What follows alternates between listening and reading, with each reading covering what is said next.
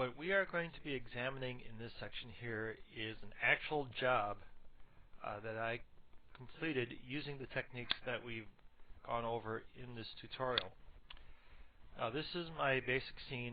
The client requested a ball moving through a maze searching for, actually I believe it was a health insurance plan. And he decided to go. I presented him with two different looks. One was a very photorealistic ball, and then I gave him the choice of also looking at this style, which is a very Bill Plimpton kind of style when you see it in motion, and there is an example of this in the sample section of the CD where you see this animated. The lines are very jumpy, but you can see they're still kind of smooth. Almost chalky-like. Both the ball is having this displacement as well as the walls. And the client decided to go with this, and it was broadcast, and it went over very well. There really is not a lot of complicated modeling going on here. The ball really is just a sphere, and the walls were just a bunch of boxes that I created. I created them with an edge to give me a little more definition on the lines here, and because they were subdivision surfaces and they were displaced, I have a little bit of bending on the lines so they're not perfectly straight. You can also see there's some shading going on here. Now, in this case, some of these surfaces had the brush map. I think the brush map was over here, but I elected, instead of using the brush map technique, I used procedural textures to give me the grainy kind of look on the side. We can take a look at that. Now notice how different it looks on our Viper surface as opposed to the complete render. Much more chunky, a lot harsher look. Even our sample ball here. To use the procedurals as opposed to the brush, it really wasn't that much different. Let's dissect this a little bit. My basic shading, using the gradient, and using incident angle. I have my black outline. I believe I also used the cell look edges on the sphere. I gave me the black outline, a region of gray, and then mostly blue. And that's where my color has come in. Even though the ball is blue here, it doesn't matter because it's being completely overwritten by the... See, it's still blue even though it looks yellow here. I changed it to blue just because it was really confusing me. Another thing that I did here was use light incident for some extra shading. And this is, as we can see, when I turn on the light incidence, this is subtractive luminosity. See how that gives me the extra shading there? I believe I was trying it at one time, decided I didn't want to go with it, but I didn't want to kill it because I might change my mind again. In fact, looking at it now, I kind of wish I would have just backed it up a little bit because I think that looks kind of nice. So an important tip, you can deactivate a texture and not lose it. And you can save this object. This deactivated texture will still be in there. A very handy thing to do. Let's leave that in there for now. Okay, and you can see we've got a little bit more shading here. Now to get that angled stripe in there, what I did in this case is I used a procedural texture as a bump map. And there's this old trick to get metallic brush surfaces. You put a bump map on it that's like very long in one direction and very short in another direction. In this case, the X is only 20 meters, the Y is 1 meter, and the Z is 2 meters. So it's very uneven. It's like slashes, like you see here. The other thing that I did was I tilted it. See how our surface is kind of brushed at an angle here on our sample sphere? That's because I rotated it 25 degrees. Another thing maybe I should have done is select world coordinates, and that would lock in that brush map, the texture would not be assigned to the ball. Right now it kind of moves along with the ball. If I use world coordinates, the ball would move independently. There are only so many things I can test out in the real world of commercial production. I didn't have, forever to develop it. Maybe it would look better, maybe not, but it is what we went with. So it is just a very tall and deep texture, but the X, it's very skinny, so it gave me a tall surface. Let's go back to our rotation. If I set this to 0, see, it's straight up and down more or less. At 30, it goes to the left. For some reason, I liked it better tilting to the right, and I believe that's probably more natural for a right-handed artist if he was drawing that in going like this. I didn't think that through when I did it, but it's occurring to me now. So the other thing I did, of course, was apply the displacement to give us the jittery look. Go back to my camera view. Well, let's go back to the perspective view, zoom in, and we can see how the edges are shifting, and that is due to the displacement that's applied to it. If I go into my ball object, go into deform, displacement map, and we went over this earlier using a displacement map. This is using world coordinates, and in this case I have the noisy channel on every one of these, on both the X, Y, and the Z, so I get a very complex motion.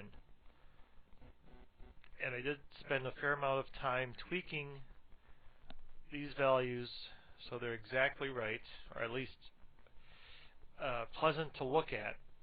And you can see each of these settings are slightly different. They're close, but they're off, so I didn't want the noise to be exactly the same on two different channels. You can also see not only is the noise going up and down, it's also constantly shifting on this channel, on the Z, moving back here. It's just going straight. It's just going back and forth on the X. And that was really all the variation that I needed on the ball, or that I felt looked appropriate.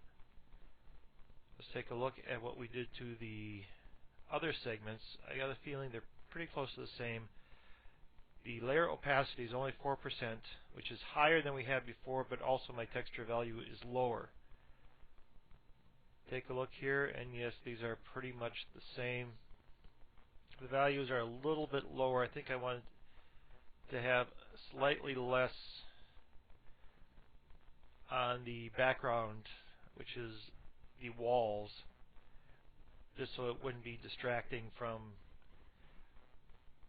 the ball moving down the way. So this was rendered out in 2s.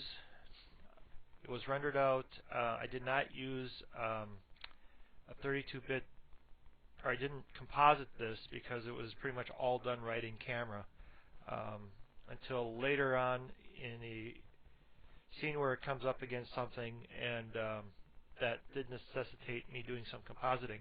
Otherwise, this scene here is included, and you can take a look at how it's built, the settings, and also the two different surfaces that I used, because we have the ball surface here. When I created the boxes for the maze, I did give it a bevel, and I gave the bevel a different name, and that was to give me a little bit more definition around the edges. And you can see I've got a little bit more creep on the side here. That was just to give me more control. I could have simply, if I decided I didn't want that, I could have just done a copy and paste, and they would have looked exactly the same. It took so little time to add that bevel, and I knew that I was probably going to want that later on anyway. Here's another scene of some commercial work that is currently a work in progress. Unfortunately, I am not able to include this content on the CD, but we can take a look at what's going on here. In this case, I've elected not to use the jittery line technique to go with a more cleaner cartoon kind of look, and actually develop kind of a unique style. This uses a combination of the halftone shader, which was used primarily on the trees and the rocks, and then using my standard cell shading technique using gradients and bump mapping and so forth. Now there's two things that I've done here. This is my first scene. As you can see, I've got a nice kind of stipple going here on the side of the bear, and the halftone was used on the rocks and the tree and the treetop, at least on the rim on the back here. Also notice that on the bear here, see this white line? That's actually the cell look shader, but instead of being black, I basically grabbed this color over here, or actually slightly darker than the lightest part, so it gave me shading on this side, but it gave me highlighting on this side, and I found that worked very well. If we look at the bear object, brown bear properties, I've got silhouette edges set at 2, sharp creases set at 0.75, and there's my color. Normally it's black. In the example we used with the blueprints, we made that white. Here it's an off shade of brown, which complemented the color of the bear.